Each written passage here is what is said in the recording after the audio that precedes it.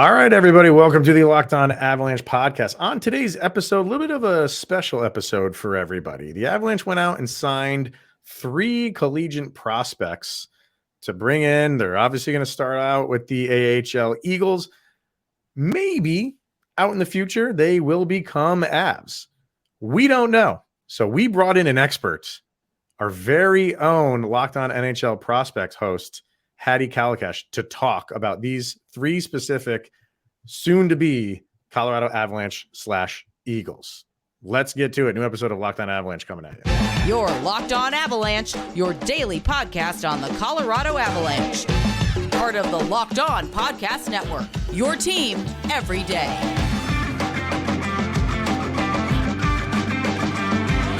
All right, everybody, welcome to the Locked On Avalanche podcast. We are part of the Locked On Podcast Network, your team every day. Thank you for tuning in and making this your first listen of the day. That is always appreciated. I am Chris Maselli. With me, as always, Mr. Shaggy Von Doom, Kyle Sullivan. Make sure to follow us on our YouTube channel right now over on YouTube, and also our other social media outlets, LOPN_Avalanche on Twitter, Locked On Avalanche on Instagram. Questions, comments, concerns, and opinions, lockedonavalanche@gmail.com. And definitely subscribe to our subtext.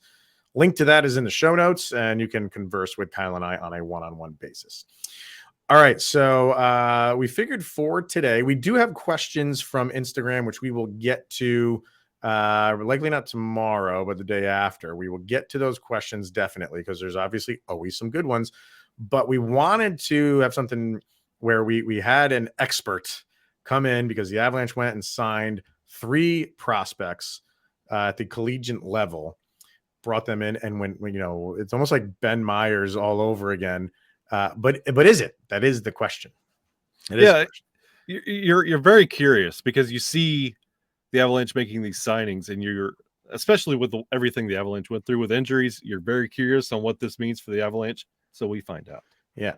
So they brought in Sam Malinsky, defenseman from Cornell, Jason Poland, forward from Western Michigan, and Andres Pavel, forward from Minnesota State. So we do have a prospect show over here at Locked On.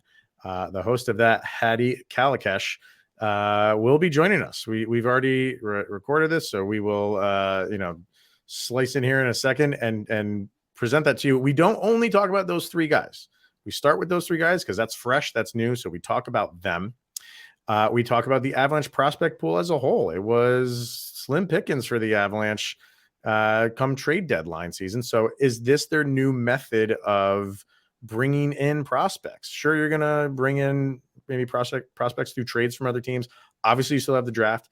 Is this kind of like a new method that they're being the team that they are? Is this what they're going to kind of have to do? So we'll see with that. So we talk about that. We talk about the Avs prospects now, and they do have that first round draft pick. Who could be a guessing game way early, but your mock draft and where the Avalanche are picking, 3 names that he throws out just to put on your radar early on in the trade season. So great interview that we do with Hadi, and why wait? Let's get to that. Should we do that now? Hadi! All right, so when the Avalanche kind of were low key during the trade deadline, a lot of people were throwing around reasons why, and one of those was because the prospect pool seemed kind of thin, among other reasons. But that, to me, and I think to Kyle, was going to maybe the number one reason why they just didn't do a lot of deals like they had in the past. They didn't want to give away more prospects. Well, the Avalanche, is this their new style of signing players right now, or acquiring players, I should say, and that is signing college kids that have hung around for their junior and senior year, and they just signed 3 of them. And I think the only way that we can get some clarification on some of these players is to bring in our resident prospect expert from Locked On NHL Prospects, and that is Hadi Kalakeche is with us. Yeah, man. So first of all, welcome. First time you've been on this show. Locked On NHL Prospects is relatively new. I mean, it came out this season, right? A couple of months ago. How are things going with the show so far? Yeah, we're kind of restructuring right now, just trying to find some co-hosts to kind of alleviate the workload and kind of split it up evenly. It went well the first couple of months, but at some point you kind of run out of content to talk about for 30 minutes a day about Right. prospects. So we kind of decided it'd be better to kind of take a break from the podcast for a while, restructure, and come back with something a lot more kind of stable and solid. And Yeah. I was just saying, what's your background like about why you're so into kind of like the draft and prospects and things like that? Well, I've always kind of been really interested in development and how a young player becomes a pro and becomes an NHLer, how you get to the level where you're able to play at the top level in the world. I started following the draft really early. I was maybe 12, 13. And I was kind of taking notes on which guys are good and all that in junior leagues. But I didn't really get serious into it until the pandemic when I started kind of watching more games, watching more junior games. I had a lot more time, working from home. So it made it easy to kind of just start watching games. And since then, it's kind of blew up for me. I've been, I work at Dauber Prospects as their QMJHL scout, Habs Eyes on the Prize as their North American prospects writer, do a couple other things. I've worked for a couple other networks in the scouting business. So yeah, no, it's just been a blast since the pandemic. I'm one of the rare people who can say that. That's awesome. That's Yeah. awesome. So when it comes to the Avalanche, like, and with these three players in particular, like I love the draft and I love like doing my own version of scouting. I am not going to make it seem like I am anywhere seasoned like any scout is. I just Mhm. enjoy kind of like reading up on players and maybe projecting where like some guys will go. Sure. But all that stuff for me personally comes in the off season. Like Mhm. I don't have time. Kyle and I are way too invested in, the regular season of the Avalanche. So once the season ends, it's kind of when I dive into it. So I'm not going to Yeah. sit here and make it seem like I know who these three guys are that the Avalanche just signed. And that's why we bring you in to kind of Mhm. at least give us something and some background to go on. And for the Avalanche, like we said, like because they made a lot of wheeling and dealing for the past couple years, and they made some deals this year, but they were Mhm. not those over the top, big name players, which we kind of thought was going to happen this year. Mhm. And last year with Ben Myers, he was kind of like the big signing for them in the realm of like what they're doing right now. Your personal opinion, and I know you're not like don't follow the Avalanche per se, but Mhm. do you think kind of like this is where they are going to start going over the next number of years? Because they're in the Athletic listed them at number 32 Yep. in their prospect pool. So Yeah. I know you build it back up through the draft, you build it back up through maybe trades and get some prospects. And is this kind of like the new way that they're going to have to do it? Well, Signing these yeah, guys. when you're a contender and you're trading assets in order to boost up your team as much as possible and give your team a chance to go deep in the playoffs, the prospect pool is bound to get barren, no pun intended. But Jason Barron. it's They're going to get Jason Barron. Yeah. Or Sean Barron's. Yeah. Go ahead. but yeah, it's just it's a natural progression when you're a contender like this and you want to kind of build a dynasty, especially with the way that they've built their salary situation. With McKinnon on that absolute steal of a deal, Kyle Mhm. McCarr, locked up long term, that kind of thing. You kind of want to find value wherever you can, and I've always said that the NCAA free agent market is something it's like an untapped kind of pool of prospects that you can look at. And it's especially interesting because you're not projecting. These are 23, 24-year olds that are exiting their senior year. They've got their diploma and they're ready for the next step. So you don't have to project and predict, and it's a lot less random and it's a lot less kind of a crapshoot than the draft, because the draft you're drafting 18-year-olds. You don't know Right. necessarily what they're going to be in 5 years. You can only project. These guys are already of that age, so you can kind of see where they're at, see what their skill set is like, and more or less they'll be at that level. Once you hit 23, 24, yes, you can improve. You can always improve. 35-year-olds can improve, but it's limited, a lot more limited than when you're 18, because your physical growth is all but done. Mhm. So yeah, it's just been something that's really interesting that I think that the Avalanche are starting to kind of delve into. um you know Two of those three guys I've watched regularly, and I can say for sure that they deserved a shot with an NHL team. They deserved an NHL contract. um Mhm. I'm not sure about Jason Poland, sorry, about Andre Pavel. He plays in the CCHA, which is extremely tough to get viewage for. The NCAA package actually doesn't include that conference. So you basically have it's pay-per-view for those games. Hmm. I managed to watch one because I was watching another prospect, but it didn't stand out to me. But the other two I think are really worth kind of talking about and delving into. All right, we're going to break in the action right now just to tell everybody about Game Time and the Game Time app. Buying tickets to your favorite event shouldn't be stressful, and God knows that we all know it has been lately, has it not? Oh. But Game Time is the fastest and easiest way to buy tickets for all the sports, music, comedy, and theater near you, with killer deals on last-minute tickets and their best price guarantee. You can stop stressing over the tickets and start getting hyped for the fun that you are about to have. What do we love about the Game Time app experience? Well, they have flash deals and last-minute tickets. It's easy to find and buy tickets for every kind of event in your area.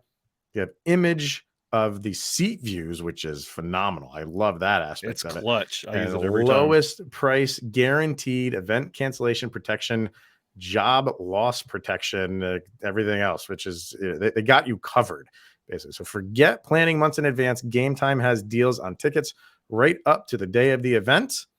And download the Game Time app, create an account, and use Locked On NHL for $20 off your first purchase. Terms apply. Again, create an account and redeem code Locked On NHL for $20 off. Download Game Time today. Last minute tickets, lowest price, guaranteed. All right, let's get back to the interview with Hadi. And to piggyback off that point right there, to the Avalanche fans that are out there, we all understand we are very spoiled. When you go after guys like Cale Makar, immediately success when they land with the team. Bowen Byram. You saw the same. Chris mentioned Ben Myers when he joined the Avalanche last year. He made an impact. It's been up and down this year, but when Sam Malinsky is another name joining the Avalanche and is signing and then starting to make an impact and getting the rumblings going, what do Avalanche fans need to expect with Malinsky? And is he one of those that will plug right into the roster, or does he need some seasoning? It's interesting you mentioned Sam Malinsky and Cale Makar in the same sentence. I'm not saying they're anywhere near comparable. What makes Makar tick is his tools, and I don't think any defenseman has anywhere near the tools that Makar has. But what makes Makar so effective is his usage of his tools, and that's in translation to translate that term is decision making. Sam Malinsky has a very Makar-esque decision-making process. He knows very well when to pinch, when to delve into the offensive zone, when to carry the puck laterally on the blue line, when to shoot, when to step up, when to step back. His decision-making process is extremely refined and really solid, and that's what makes him such an effective player. Now, obviously, he's been playing for Cornell in the ECAC, which is essentially the Ivy League plus a couple teams. Not the highest level of competition, but every time I watched him against the top team, Harvard, in that program, he stood out. And, not just in terms of how smart he is on the ice, because, I'm not going to sit here and say he has the hardest shot or the best hands. He doesn't. He's pretty average, tools wise across the board. Even his skating is kind of, it's unimpressive. It's definitely a plus, but it's in terms of NHL kind of comparables, it's pretty average. So, when you have a player with average tools and an above average brain, it's a lot easier to bring those tools up a level once he starts training with NHL staff. You can kind of develop something interesting out of Malinsky. I was really interested to see where he ends up, and I think that Colorado is the best program for that, because as they showed with their acquisition of Devon Taves and other prospects like that, Samuel Girard, they love their puck movers, and Malinsky has the brain to become a high-end puck mover. He reminds me a lot of Devon Taves in some ways. Not the most toolsy guy, but extremely intelligent, really reliable, and he's got some leadership qualities to him. That's why he was captain at Cornell. I think of the three, he's the guy that interests me the most. Looking at his, he's 5'11", 190. They have him at. And like you're saying, like these are older players. So he is not a, 18-year-old who still has some growing to do. I think for the most part, that's what he's going to be. Yeah, you can always add some weight. But as far as the height goes, I think, and 5'11's fine. I'm okay with that. Yeah. I think Devon Taves is 5'11 or 6'4. I might be. I don't know. I don't know. Something like that. If you want to look that up, Kyle, go for it. You betcha. Yeah, so like what you're working on with him are the like attributes, and I like you're saying, like they have not got to the level of the NHL yet. So if you have a team that can, keep taking like what they have and expanding on it, you could have a diamond in the rough here. And I think that's kind of what you're like looking for when you sign guys like this. You have to kind of like look ahead and like, is what we have to offer him, can it raise his level of play a little bit more? And clearly the Avalanche think they can do that. I would have to believe they can do that with all three of these guys. But when you have like the brain, the mind, if you're starting with that, I feel like and a player can like absorb what he is being taught. There's always a ceiling that you can surpass. Yeah, I mean, if I have the choice between a player with average tools and an elite brain, or a player with elite tools and an average brain, I'm taking the former every time. I'm taking the brain. Yeah, especially in this sport. You can have all the tools in the world. If you don't know how and when to apply them, you're not going far.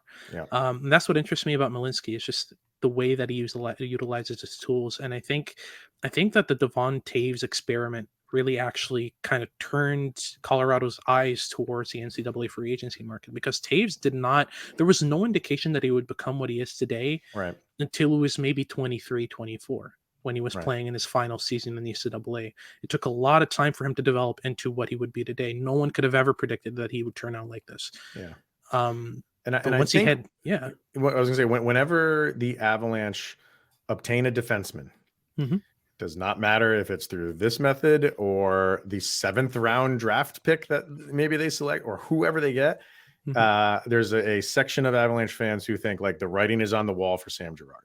Yeah, it very well could be. I have and we've said, and we support Sammy G. Like we're Sam Girard fans, but we understand that he struggles a little, in certain aspects of the game due to his size. That's very well documented. But we've said we think it's going to be less his playing and what's going on the ice for him than his cap number. We just don't think like in another couple years they can keep him around because they're going to be up against the cap, and we kind of just feel like he's going to be expendable, or not expendable. They have to get rid of him because of the cap number. Oh, and for sure. I can guarantee you there's people out there that see this Malinsky guy and be like, he's got a couple years and then he's got to take over for Sammy. I get that. I don't know how far he's going to get in the NHL. I see more kind of a 4 to 6 defenseman type, but you're absolutely right. I mean, this is when, the point where the Avalanche are going to actually be, a butt against the cap. That's when your ELCs are going to be coming in really handy. When you don't have the money to be able to plug in a guy making $900K who's going to give you above average results, that's priceless, I think. And contenders especially need that. So I think this is a really smart way to go about it for the Avalanche. And especially with what we're hearing about Malinsky, especially with what you see in Malinsky, I looked up the height and the weight. Malinsky is just got 10 pounds on Cale Makar. They're the exact same height, which is 1 inch taller than Sam Girard. For all the Sam Girard haters, if you're getting Malinsky, who has the same kind of mindset as Cale Makar on the cheap, this might be your option and might be something you want to cheer for. Regardless, just picturing your defensive core being Cale Makar, Bowen Byram, Sam Girard, and possibly Malinsky at some point. I mean, you really can't go wrong with a cerebral defensive core. And I think that's what's really setting the Avalanche where they are right now. Yeah, no, I see a lot of people talking about I don't know, like, you remember when the St. Louis Blues won the cup, right? And their entire defense was 6'2" plus. But they had guys like Joel Edmondson on the team who, in my opinion, it's pretty much the polar opposite of a Sam Malinsky. He's the type of guy who's going to give you good defensive results, but going forward, especially at the blue line, there's no advanced thought process in this game. That's the old school. Colorado has built exactly what I would like to see in a team, which is an extremely cerebral core, like you said. So I don't know how far. Again, I don't want to kind of sit here and say that Sam Malinsky's in that Cale Makar, but he's got a very, very good brain. And his decision. I mean, I don't know. You mentioned the two guys in the same sentence, so you are comparing. Oh yeah, that's my point. There's only 10 pounds of difference between the two. Yeah. Exactly. Take it to the bank. let's move over to Jason Poland, the forward from Western Michigan. He's a Hobie Baker finalist, right? Which is Kyle, you looked it up. They're announcing that in a couple days, right? What's your read on him? This was another one that the Avalanche said, like, oh, is this, Ben Myers version 2? Kind of like being maybe like, he led the NCAA in points. What's his outlook? Well, it's interesting you mentioned kind of Ben Myers, because I think they're pretty similar in terms of their projectability. I think that Jason Poland is going to be that kind of guy who is going to offer you secondary scoring. Playing on your third, fourth line, he's going to give you maybe a good 15, 20 goals. Not going to be a really smart player who's going to be driving, his team, his line. He's really kind of a complementary scorer. He's going to finish a lot of the chances that his teammates are going to kind of put on a platter for him, but he's always in the right place, always taking shots from dangerous areas. And that's kind of what you want from a bottom six scorer. On top of that, he's got some decent foundations for a potential, defensive game down the line. I wouldn't throw him on the penalty kill right away, but there are some foundations that you can kind of build off of and create a decent-ish defensive player on top of having some secondary scoring. I kind of like what they're getting here, but I wouldn't really expect much outside of, a 9 to 12 type forward out of Poland. Do you see anything with his speed? Because I think that was something that Myers he has, but hasn't contributed with. And I think that's where Matt Nieto coming back kind of took his position, because he's speedy. He also cleans up shots and makes those dangerous shots when you need. Could that be a comparable? I know you kind of drew a comparison between Poland and Myers, but could there be a Nieto comparison there as well? There is. I would say, though, that Nieto is a better option unless Poland really drastically improves his skating. That's the main thing that will, I don't think it's poor, but it's definitely below average for NHL standards. He's fast, but not very agile. So what ends up happening is, he'll need a lot of time to get up to speed. Once he's barreling through the neutral zone, once he hits that offensive blue line, he's almost always crashing the net, and he's getting there quick. So he's the type of player who's going to do a lot of his damage in the final third because of that. But you can't expect him to do, stops and starts in the defensive zone and, go from the boards to the middle very quickly, that kind of thing. It's very kind of unilateral speed that he's got. So what ends up happening is, you've got like a power forward type. That's how I would describe him. Okay. All right. And then Andrej Pavel, who people are going to call Andrej Pavel Francouz for a while. For a while, yeah. Yeah. So you kind of alluded to him right in the beginning, but forward, Minnesota State. Anything to expect from him long term, or is he kind of like, if you were to rank the three of these signings, it seems very clear you'd probably do Welinski, Poland, and then Pavel third, in that order. A distant third, probably. Yeah, I wouldn't expect much out of Pavel. The CCHA is not a league that has produced a lot of NHL talent.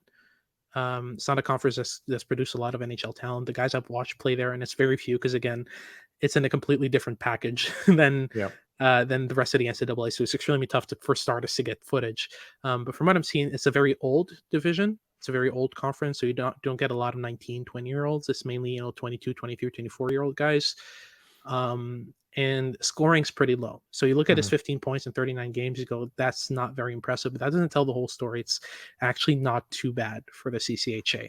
But other than that, I mean, the level of play is pretty low as well. It's a very defensively sound league. It's a very physical league, but it's miles below a lot of the other divisions. It's not the lowest. I think Atlantic Hockey really takes that cake, but yeah, I wouldn't expect much out of Pavel. And again, I've watched one game of his, so I don't want to kind of pronounce myself too much. So yeah. But why would they go for him? Like, if he's not the best in that league. He's not even that level. Yeah. So this is where, Kyle and then the Avalanche faithful say all the time, trust in Joe and trust in Chris McFarland. And they must see something there that the majority of people are not. Yeah, no, I mean, he's the ninth scorer on his team. So you can't really kind of expect That's much. eye-opening. Yeah. And there's Man. 1, 2, 3 defensemen ahead of him. It's that kind of league. Whoa. Yeah. So, I don't really Oh, know where they're man. heading with this. I'm guessing he's pretty much a depth signing for their AHL team. That's how I see it. Gotta be. But Yeah. again, Yeah. I've watched one game. I'm Yeah. gonna catch some of his Eagles games and see what that's about. Yeah. But I just don't see it. I don't see what they're Okay. doing here. It's probably just a depth signing. Yeah, Okay. it sounds like they're trying to build a ship in a bottle. After getting the Nichushkin success, Yeah. after that being kind of a write-off and giving up on Nichushkin in Dallas and what they built there, you kind of expect the same out of Pavel because Colorado is very good with developing. So Man, on the I don't cheap, know. you never know. But let's be optimistic here because we have been proven wrong many times before. Yeah. It's a dart. That's all I'll say. It's just it's throwing a dart at the wall. It's you might as well. I just think there were kind of better options with a contract slot, but like you said, it's a needle in a stack of needles is what exactly. it is. Right? All right, one more break in the action with Hadi and to tell you guys about Built Bar. And of course, Built Bar. And if you're looking for a delicious treat but don't want all the fat and calories, then you have got to try Built Bar. We are now into April. So you should be on that kick of treadmill every day, walking outside every day, no more energy drinks. I feel targeted. And you should still be including Built in your daily routine. And of course, the Built Bracket Challenge. Go to builtbracketchallenge.com, vote on your favorite Built Bar or Built Bar Puff. It's coming to an end. I think there's only like another couple of days because as we're recording this is the final. It's a puff in a bar. Yeah. So make sure you vote. You might only have one more day to do it. And then when you want your own Built Bars, obviously head over to Walmart or Sam's Club and pick up a box of the delicious Built Bars. You cannot go wrong with any flavor available. They're healthy. They're delicious. They're good for you. They're Built Bars. All right, a couple other things I want to get to before I let you go, and that is what is with the Avalanche now. We said their prospect pool is wearing thin a little bit, but anybody that sticks out to you, I know we have our favorites. Avalanche fans have their favorites. We've seen a lot of Avalanche prospects come up this season with all the injuries that they've had. But are there any that you think are still in the mix to mix it up with the big boys? Well, Jean-Luc Foudy is someone who I think is really, really interesting. Always liked his pace of play, his speed. Defensive vacuum's kind of low, and I haven't seen much progress from that in the AHL in the games I watched, but he's interesting. Definitely interesting. A guy who can, kind of a boomer bust, but I wouldn't qualify him as that much. I think he does have a B game as a secondary scorer, contributor, that kind of thing. But really good playmaker, solid, in terms of stick handling and speed. I like what he brings. Other than that, we mentioned Ben Myers. He's interesting. I still think he's going to be kind of a bottom sixer, and that's the most you're going to get out of him. But he's definitely an interesting asset in the team. They acquired Ryan Merkley recently, who I kind of still am hoping turns out as something instead of the nothing we're seeing right now. But it's kind of tough. He hasn't really jumped up in terms of scoring. And Sean Behrens has always been one of my favorites. His production hasn't really translated that well to the NCAA, but I've never seen a small defenseman like him throw his weight around the way he does. He regularly wins battles against 6'4", 6'5" guys. If he makes the NHL, I'm not concerned about his size. It's not an issue. He had pretty good juniors too. Oh, for sure. Yeah. All right. You mentioned Jean-Luc Foudy made Chris happy. It's my boy. Make me happy. Yeah. What do we do about Sampo Ranta? I don't know. Honestly. I mean, Sampo Ranta is just one of those guys who I've never really kind of understood. He's 22 now. He's getting up there. I haven't seen the most electrifying plays out of him. He does have moments where you're like, okay, man, that's a good defensive play. That's a good shot from a good area. But it's the lack of consistency that kind of brings him down. Yeah. And consistency is such an underrated aspect of NHL hockey. Coaches love that. And if you're not bringing consistency, you're not sticking to the lineup. And I think that's what we saw with Sampo Ranta. Yeah, I think that's where he's at right now. So I don't think they're giving up on him, but he's definitely got some work to do for sure. So, for sure. And finally, the Avalanche hung on to their first round pick for this upcoming draft. They obviously will be picking 32nd. Absolutely. I'm glad you're laughing at that. You never know, but should be a mid 20 down to the end of the first round. So throw some names out there, potential picks for the Avalanche in round one. Okay. Do you want who I think would go in that range, who I would pick in that range, or who I think will be available? Yes. Okay, cool. The answer is Jayden Perron. Okay. No team seems to like him. I have him 7th on my board. I'm very high on him. Wow. Undersized, 5'8", 160 pounds right now, but man, what's his position? He splits time between right wing and center. And oh yeah, let's go. Extremely dynamic, super good defensively, tremendous shot, amazing hands, one of the best pair of hands in this draft. Really, really good in transition. You're almost always getting a puck in the offensive zone when he's got it on his stick. I don't understand the lack of hype. Plays for the Chicago Seal in the USHL, which has a tremendous track record with prospects. That's one guy who I would really be looking at in that range. Okay. In terms of guys who I think might be available there, I don't know how high teams are on Dmitry Simashev, who's a left-handed defenseman playing in the MHL in Russia. 6'4", 200 pounds. I've got him 12th overall. I really like his game. He's among the best defensemen for me in this draft, and I don't see many teams kind of mentioning him on their radar. So that's one guy who I think, if the Avalanche are smart about it, they could maybe pick up in the late 20s, early 30s. That could definitely be an option. One more guy I'd mention is probably Luca Cagnoni, right-handed defenseman for the Portland Winterhawks, about 5'10".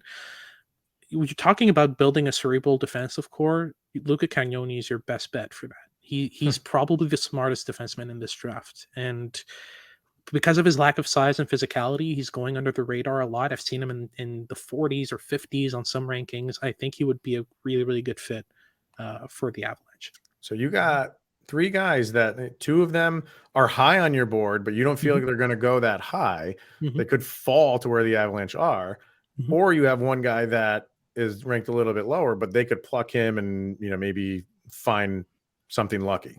Yeah, I've got him 21st in my rankings. Oh, I thought you said you had him 40 something. No, the teams have him in the 40s. I've seen other people. Okay. Yeah, okay. I've seen a couple of rankings from guys who used to work in the industry or still do. I've seen him in the 40s and 50s, but I've got him 21st. I think he's really, really solid value in the second half of the first round. It's just a matter of really building up his tools because he makes good decisions consistently. It's just a matter of making him a bit more physically inclined and making sure that his feet can keep up with his brain. Because sometimes he thinks too fast for his feet, and that you can solve. A player who skates too fast for his brain, that's another concern completely. You get guys like Michael Grabner who get 7-8 breakaways a game and don't score on any of them. So that's not what you want. Yeah. Okay. All right. Well, there you go. There's everything in a nutshell. So we have the next Cale Makar is what you just said, and holding you to that. Absolutely. That's exactly. Connor Bedard is falling late first round. We're going to pick him up, even though we never mentioned him. I just could read your mind and read the tea leaves. Yeah. So Avalanche are going to be the next dynasty is basically what you're telling me. Absolutely. Hadi, I appreciate you coming on here, sir. And everyone definitely check out if you're into prospects and drafts and all that stuff. Definitely check out Locked On NHL Prospects. You want to throw out your socials where people can follow you personally? Yeah, I do a lot of work a bit everywhere, but the one-stop shop is really my Twitter account. It's HadiK_scouting. I post all my articles, all my videos, all that goes there.